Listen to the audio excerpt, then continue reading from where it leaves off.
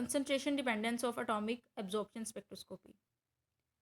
According to Beer-Lambert law, the absorbance of an absorbing analyte is proportional to its concentration.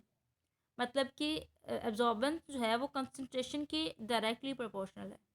जितनी ज़्यादा concentration increase करेगी उतनी ज़्यादा absorbance जो है वो इंक्रीज़ करेगी.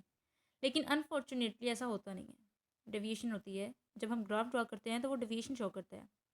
Deviations from linearity usually occur especially as the concentration of metallic analytes increases. इसमें बहुत सी रीजंस आ जाती हैं, जैसे कि अनएब्जॉर्ब्ड रेडिएशंस हो गई, स्ट्रे लाइट हो गई, डिसअप्रोप्रिएट डिकम्पोजिशन ऑफ मॉलिक्यूल्स हो गई एट हाई कंसंट्रेशन. सो ये जो फिगर थी आपको नज़र आ रही है, इसमें शो किया गया है कि आइडियलाइज्ड बिहेवियर क्या होता है और कितनी डेविएशन होती है. ठीक है, इस ग्राफ में आप देखें कि जो आइडियलाइज्ड हमारे पास कर्व थी, जो आउटकम हमें मिली है वो हमारे पास उस बिहेवियर से डेविएशन शो कर रही है.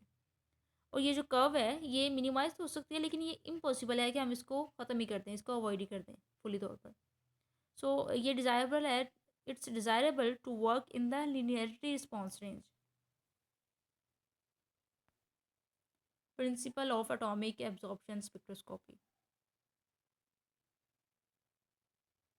Atomic absorption spectroscopy is based upon the principle that free atoms in the ground state can absorb light of a certain wavelength.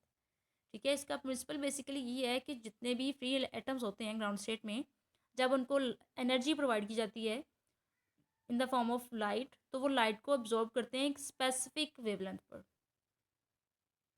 और हर एटम जो है उसकी एक स्पेसिफिक वेवलेंथ होती है. और ये जो टेक्निक है ये एक्सीलेंट समझी जाती है specifically and detection limits in atomic absorption spectroscopy analysis में. ठीक है, इस टेक्निक को बहुत ही इंपॉर्टेंट समझा जाता है. Absorption for each element is specific. Her element जो है उसके लिए एब्जॉर्प्शन जो है लाइट, एब्जॉर्प्शन ऑफ लाइट है वो स्पेसिफिक होगी. कभी भी ऐसा नहीं हो सकता कि डिफरेंट एलिमेंट्स जो हैं वो same he absorption of light show करें. हर एलिमेंट जो है वो different absorption of light show करेगा.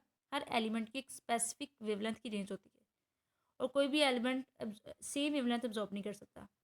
सो according to Beer's Lambert law, the process of atomic absorption spectroscopy involves in two steps. ठीक है, इस प्रोसेस में 2 स्टेप्स इन्वॉल्व हैं, जिनमें से जो फर्स्ट स्टेप है वो है एटोमाइजेशन ऑफ दिस सैम्पल, और जो सेकेंड स्टेप है वो है absorption of radiation from a light source by the free atoms.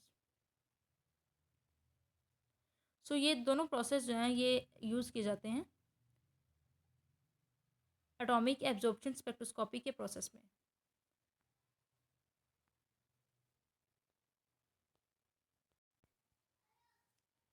सो आपका सैंपल जो है वो लिक्विड हो या फिर कोई सॉलिड हो, एटोमाइजेशन के थ्रू उसको हम या फिर हम फ्लेम के थ्रू हम उसको ग्रेफाइट फर्नेस में कन्वर्ट भेज देते हैं.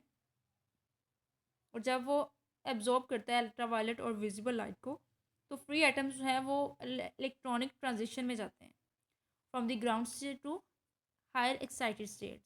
और वहाँ चूँकि जो एक्साइटेड स्टेट है वो अनस्टेबल होती है, तो वहाँ से वो वापस स्टेबिलिटी की तरफ मूव करते हैं, अपनी इनिशियल ग्राउंड स्टेट की तरफ मूव करते हैं by emitting same amount of energy.